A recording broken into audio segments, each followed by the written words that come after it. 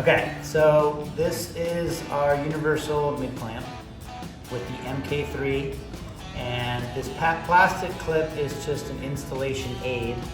So, and the MK3 here acts as a big kind of T-bolt that goes in there, but it bonds and it has a lot of grab area. So this plastic piece is literally just an installation aid.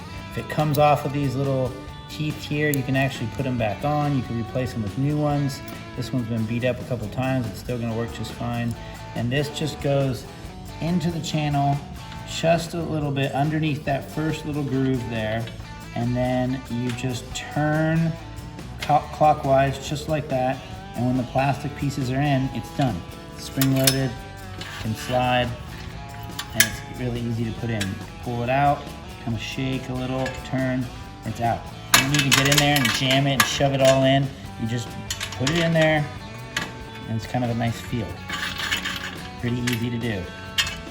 Out, in. I'm shaking it a little bit because it has these, we call them volcanoes there. Those are for bonding to the underside of the rail. So that's why it bites when you put it in. So sometimes shaking it a little as you turn gets it in there a little nicer. And it slides around, spring loaded, ready to go.